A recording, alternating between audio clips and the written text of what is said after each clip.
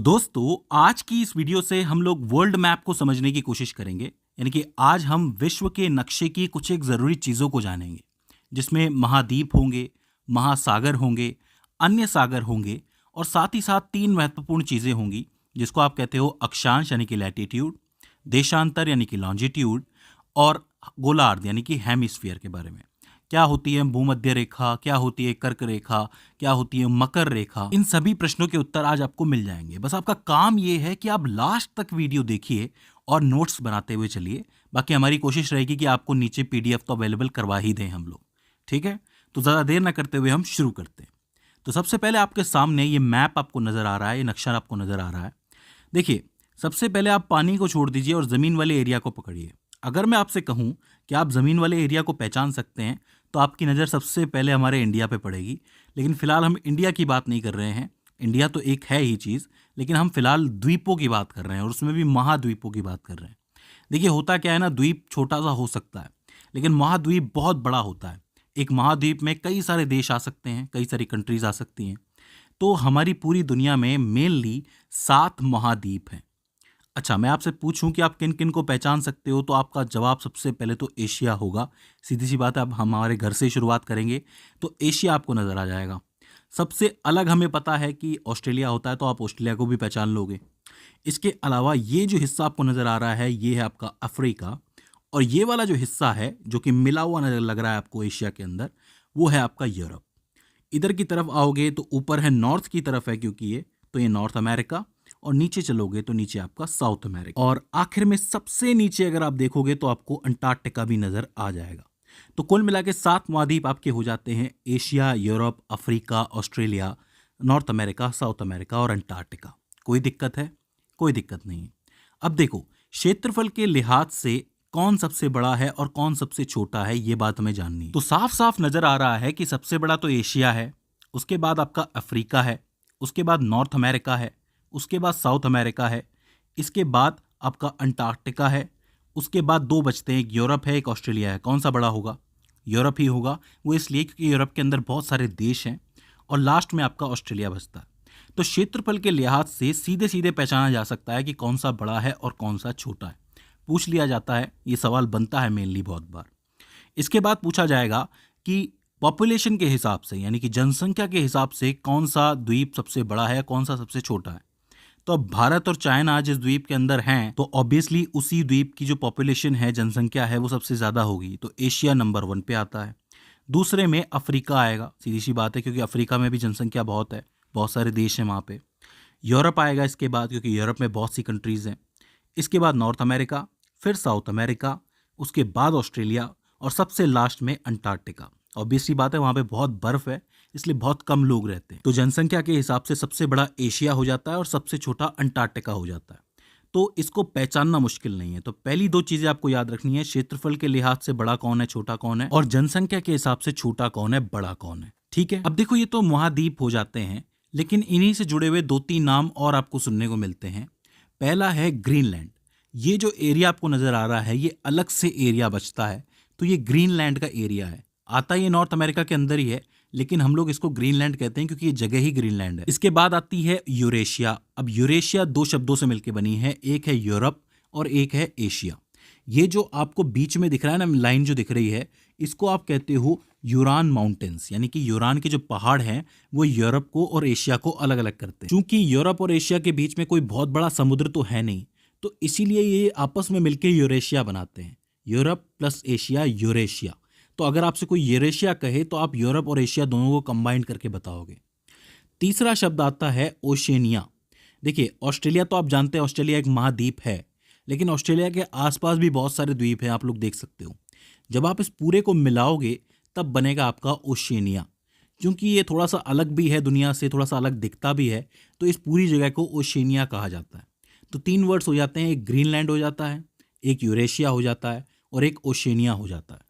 तो आपको बिल्कुल भी कंफ्यूज नहीं होना है। तो ये तो आपकी महाद्वीपों की बात हो जाती है। अब हम बात करते हैं महासागरों के बारे में। तो कितने महासागर हैं हमारे पास? 5 महासागर हैं। देखो, पहले तो महासागर और सागर के अंदर फर्क समझ लो। महासागर का मतलब ये होता है कि एक महासागर में कितना पानी है, मतलब कितनी क्वांटिटी है वाटर की, कितना वॉल्यूम है, कितना आयतन है। जैसे कि आपके सामने दो डब्बे रखे हुए हैं, एक छोटा है एक बड़ा है, तो किसका आयतन ज़्यादा है? बड़े वाले का है, क्योंकि इसमें ज़्यादा वाटर आ सकता है, ज़्यादा पानी आ सकता है। इसी तरीके से एक महासागर और सागर में फ़र्क ये होता है कि एक महासागर में बहुत सारा पानी होता है बजाय कि एक सागर के। तो इसका मतलब महासागर 5 ही है हमारे पास। कौन कौन से हैं? दो का नाम आपके दिमाग में सबसे पहले आ गया होगा। एक है प्रशांत महासागर, जो आपको दिखता है पूरा का पूरा फैला हुआ है। एक है हिंद महासागर। सीधी सी बात है, अपने घर की चीज़ तो पहले याद आती है सबको, ठीक है।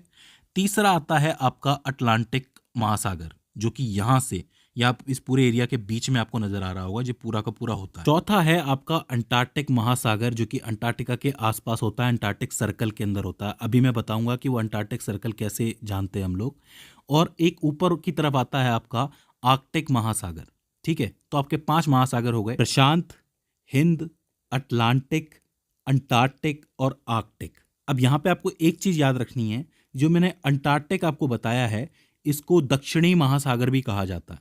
मेनली दक्षिणी महासागर बिल्कुल सही वर्ड है इसके लिए, लेकिन चूंकि इसको अंटार्कटिका से जोड़ा गया है, इसलिए मैं इसको अंटार्कटिक महासागर कह रहा हूँ, ठीक है।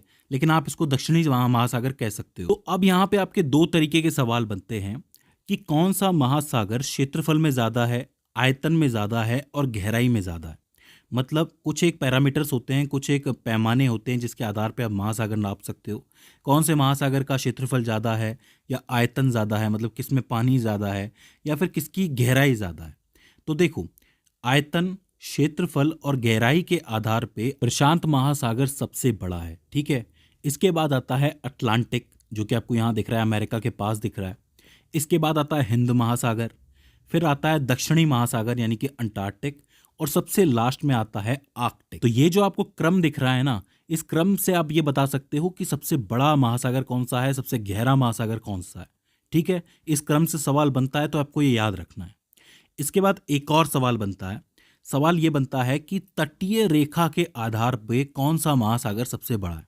कहने का मतलब ये है कि कौन से महासागर की तटीय रेखा सबसे बड़ी है, कितनी कंट्रीज से होकर के गुजरता है या कितने कंट्रीज के तट से होकर गुजरता है। तो देखो, इसका क्रम थोड़ा सा बदलता है। इस क्रम में प्रशांत महासागर सबसे बड़ा है, क्योंकि इसकी तटीय रेखा सबसे बड़ी है। उसके बाद अटलांटिक आता है, क्योंकि अटलांटिक बहुत सारे तटों से होकर गुजरता है, यहाँ पे दो दो अमेरिका आ जाते हैं, आपको पता है। इसके बाद आता है हिंद महासागर। इसके बाद आता है आर्कटिक, यानी कि ऊपर वाला आता है, क्योंकि यहाँ पे बहुत सारे देश हैं, तो बहुत सारे देशों के लिए इसकी तटीय रेखा काफ़ी बड़ी हो जाती है। और लास्ट में आता है आपका दक्षिणी महासागर, यानी कि अंटार्कटिक महासागर, क्योंकि वहाँ पे देश कम हैं, तो इस वजह से उसकी तटीय रेखा छोटी हो जाती है। तो ये हो जाते हैं आपके महासागर। अब आप पूछेंगे कि सागर कौन से हैं। तो देखो, महासागर और सागर कोई अलग तो नहीं है, लेकिन जब आप देशों के पास जाते हो, तो देशों के पास जाते ही उन देशों के अपने सागर बन जाते हैं। जैसे हिंद महासागर तो आपको पता है, वो तो एक महासागर है। लेकिन जब आप बंगाल के पास जाओगे तो आपको मिलेगी बे ऑफ बंगाल, यानी कि बंगाल की खाड़ी। तो वो एक सागर है, क्योंकि भारत की अधिकतर नदियां जो होती हैं वो बंगाल की खाड़ी में जाके ही गिरती हैं, ठीक है। इसके बाद जैसे अरेबियन सी आ जाता है, जैसे कि आपका मिडल ईस्ट यहाँ पे होता है, जहाँ पे अरब कंट्रीज होती हैं, तो उनके पास के सागर को अरेबियन सागर कहते हैं। नीचे आओगे तो गल्फ ऑफ एडन कहलाता है ये। इधर की तरफ साउथ चाइना का सागर है, ऊपर थोड़ा ईस्ट चाइना का सागर है। इसके अलावा जापान ये आपको नज़र आ रहा होगा, तो जापान के पास वाले सागर को सी ऑफ जापान कहते हैं, यानी कि जापानी सागर। ऊपर आप चलोगे तो ग्रीनलैंड के पास भी एक सागर मिलेगा। मध्य अमेरिका के पास आपको मिलेगा कैरेबियन सी। तो इसी तरीके से देशों के पास जब आप जाते हो तो वहाँ पे आपको सागर बटे हुए मिलते हैं, कि किसी के नाम से सागर है, किसी के नाम से सागर है।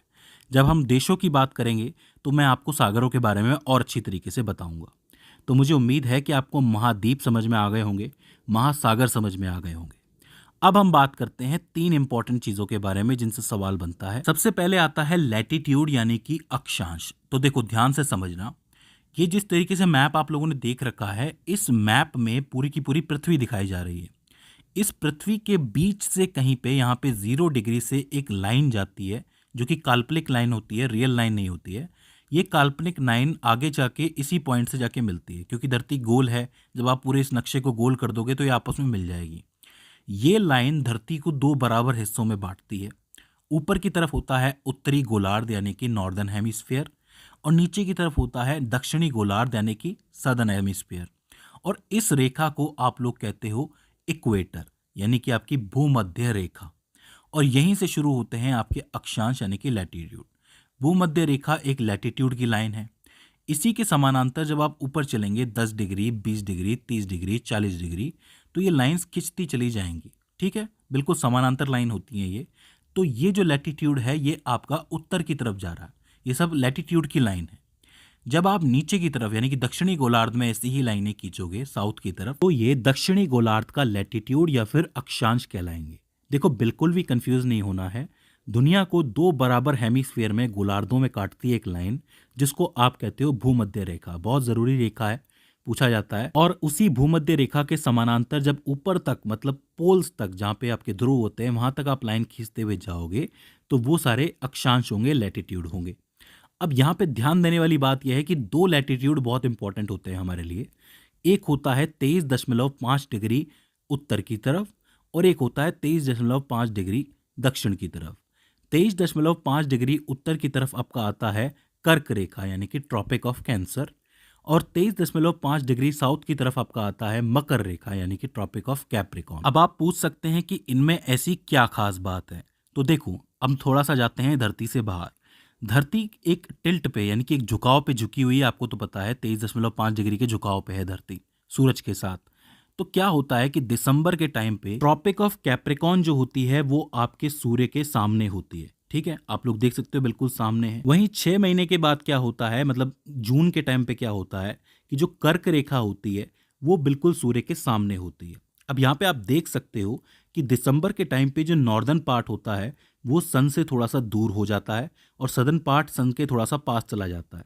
तो मतलब नॉर्दर्न पार्ट में यानी कि उत्तरी पार्ट के अंदर, उत्तरी गोलार्ध के अंदर इस समय सर्दी पड़ रही होती है और दक्षिणी गोलार्ध में इस वक्त गर्मी पड़ रही होती है। वहीं जब आपकी कर्क रेखा सूर्य के सामने होती है तब क्या होता है, तभी आपका जो नॉर्दर्न पार्ट है यानी कि उत्तरी पार्ट है ये सूर्य के करीब होता है, तब यहाँ पे गर्मी पड़ रही होती है। और ये जो नीचे वाला सदर्न पार्ट है दक्षिणी वाला वो दूर होता है, तो यहाँ पे सर्दी पड़ रही होती है। अब हम कहाँ रहते हैं, इंडिया कहाँ है, नॉर्दर्न पार्ट में है। तो दिसंबर में यहाँ सर्दी पड़ती है, तब मकर रेखा पे होता है सूर्य, और जून के टाइम पे यहाँ गर्मी पड़ती है क्योंकि कर्क रेखा होती है सामने और हम लोग सूर्य के करीब होते हैं, मतलब नॉर्दर्न पार्ट करीब होता है। आप देख सकते हैं कि दिसंबर जनवरी के टाइम पे मकर रेखा से दोबारा ये इक्वेटर की तरफ आना शुरू करता है सूर्य, तभी ये मकर राशि में भी प्रवेश करता है। हम लोग कहते हैं ना कि मकर संक्रांति आ गई है, तो वो दिसंबर जनवरी के टाइम पे होता है जब मकर रेखा से सूर्य वापस इक्वेटर की तरफ, भूमध्य रेखा की तरफ वापस आता है। हालांकि सूर्य कहीं नहीं जाता, हम ही घूम रहे होते हैं, धरती ही घूम रही होती है। इसके बारे में और भी अच्छी तरीके से आप समझ सकते हैं, इस वीडियो के अंदर मैंने बना रखी है। इस वीडियो में मैंने मौसम के बारे में बताया है कि मौसम कैसे बदलते हैं। ठीक है, तो आपके 3 अक्षांश हो गए, एक आपकी भूमध्य रेखा हो गई, एक कर्क रेखा हो गई, एक मकर रेखा हो गई। इसके अलावा 2 और अक्षांश होते हैं जो ऊपर की तरफ होते हैं 66.5 डिग्री पे। एक होता है ऊपर की तरफ नॉर्थ में, एक होता है साउथ में नीचे की तरफ। जो नॉर्थ में पार्ट होता है इससे ऊपर ऊपर के एरिया को आप कहते हो आर्कटिक सर्कल। ठीक है, याद रहेगा, 66.5 डिग्री जो होता है उससे ऊपर के एरिया को आर्कटिक सर्कल कहते हैं। वहीं नीचे की तरफ क्या होता है कि ये 66.5 डिग्री साउथ में ये जो नीचे वाला हिस्सा है ये अंटार्कटिक सर्कल कहलाता है। ऊपर वाला आर्कटिक सर्कल, ये अंटार्कटिक सर्कल। तो आपको लैटिट्यूड समझ में आ गया, अक्षांश समझ में आ गया। इसके बाद हम लोग बात करते हैं लॉन्गिट्यूड की। अब देखो, लॉन्गिट्यूड में क्या होता है कि जो आपका उत्तरी ध्रुव होता है यानी कि नॉर्थ पोल और दक्षिणी ध्रुव होता है यानी कि साउथ पोल, ये दोनों आपस में जुड़ते हैं। जैसे कि भूमध्य रेखा में क्या होता है कि यहाँ से यहाँ तक लाइन जाती है, इसी तरीके से ये ध्रुव होते हैं ऊपर नीचे वाले, ये आपस में जुड़ते हैं। ये भी एक काल्पनिक रेखा होती है। इसको आप कह सकते हो कि ये धरती की धुरी होती है। धुरी मतलब जैसे ये धरती है, धरती के बीच से एक लाइन गुजर रही है, काल्पनिक लाइन, इसको धुरी कहा जा सकता है। इसको आप लोग कहते हो लॉन्गिट्यूड। ये जो लॉन्गिट्यूड की लाइन होती है ये पूरी धरती को 2 दूसरे गोलार्धों में बांटती है। एक होता है आपका पश्चिमी गोलार्ध यानी कि वेस्टर्न गोलार्ध यानी कि वेस्टर्न हेमिस्फीयर, और एक होता है आपका पूर्वी गोलार्ध यानी कि ईस्टर्न हेमिस्फीयर। आपने वेस्टर्न वर्ल्ड, ईस्टर्न वर्ल्ड के बारे में सुना होगा ना कि वेस्टर्न परंपरा है, पश्चिम की परंपरा है। तो पश्चिम में कौन से देश आते हैं, ये वाले देश आते हैं, यूरोप आता है पूरा का पूरा। और पूर्व में कौन से देश आते हैं, ये एशिया की जितनी भी कंट्रीज हैं वो सारी आती हैं। इसलिए हम लोग कहते हैं ना पश्चिमी परंपराएं अपना रहे हैं ये लोग, तो मतलब वहाँ की परंपराएं अपनाई जा रही हैं। तो इसी से ये बात पता चलती है।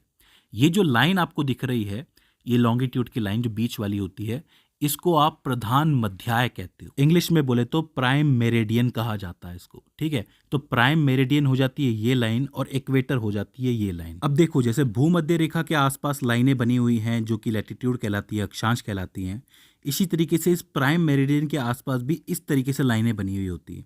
ये समानांतर नहीं होती हैं, लेकिन ये कर्वेचर में होती है, घुमाव में होती है। इस तरीके से आप देख सकते हो। इन लाइनों को आप क्या कहते हो? लॉन्गिट्यूड की लाइन है। इन लॉन्गिट्यूड की लाइनों का इस्तेमाल जब प्लेन उड़ते हैं ना हवा में, तो वो भी करते हैं। जब आप थोड़ा सा गहराई में जाओगे पढ़ने में इसके लिए, तब आपको ज़्यादा समझ में आ जाएगा। तो अब आपको अक्षांश यानी कि लैटिट्यूड समझ में आ गया, जो आपका देशांतर है यानी कि लॉन्गिट्यूड समझ में आ गया, ठीक है। और जो आपके गोलार्ध होते हैं, हेमिस्फीयर हैं, वो भी समझ में आ गए। एक गोलार्ध होता है जो आपका ऊपर की तरफ होता है यानी कि उत्तरी गोलार्ध, एक दक्षिणी गोलार्ध, एक होता है आपका ईस्टर्न यानी कि पूर्वी गोलार्ध, और एक होता है वेस्टर्न यानी कि पश्चिमी गोलार्ध। अब देखो, ये जो आपकी दोनों रेखाएं हैं, एक है आपकी भूमध्य रेखा और एक है आपका प्रधान मध्याय। ये दोनों आपस में कहीं ना कहीं तो मिलती होंगी ना, मतलब इनका इंटरसेक्शन तो कहीं होता होगा, क्रॉस जिसको आप कहते हो। तो वो जगह कौन सी है, उसके बारे में पूछा जाता है। तो देखो, अफ्रीका जो महाद्वीप है उसके पास सागर में ही एक जगह है जिसको आप कहते हो गल्फ ऑफ गिनी। अफ्रीका के पास है ये जगह गल्फ ऑफ गिनी। वहां पे ये दोनों लाइनें इंटरसेक्ट करती हैं, मतलब क्रॉस करती हैं। तो गल्फ ऑफ गिनी में ये दोनों रेखाएं आपस में मिलती हैं। आप जवाब दे सकते हो। तो दोस्तों, मुझे उम्मीद है कि आपको महाद्वीप समझ में आए होंगे, महासागर समझ में आए होंगे, उनसे जुड़ी हुई बातें समझ में आई होंगी, और अक्षांश यानी कि लैटिट्यूड, लॉन्गिट्यूड, और जो आपका हेमिस्फीयर है, गोलार्ध है, वो समझ में आया होगा। अब अगली वर्ल्ड मैप की वीडियो में हम लोग देशों की बात करेंगे। देशों के बारे में मैं आपको बताऊंगा कि कौन सी कंट्री कहाँ है, और वहाँ पे कौन सी लॉन्गिट्यूड की लाइन गुजरती है, कौन सी लैटिट्यूड की लाइन गुजरती है, कौन सी जगह ज़्यादा इंपॉर्टेंट है। ये सारी चीज़ें मैं आपको बताऊंगा, जिससे काफ़ी सारे सवाल आपके बन जाते हैं। तो दोस्तों, मुझे उम्मीद है कि ये वीडियो आपके लिए हेल्पफुल साबित रही होगी। अगर इसके बाद भी इसके अंदर आपको कोई क्वेरी आती है, कोई दिक्कत आती है, तो आप हमें कमेंट सेक्शन में बता सकते हैं। तो दोस्तों, आज की इस वीडियो के अंदर बस इतना ही। See you in the next one.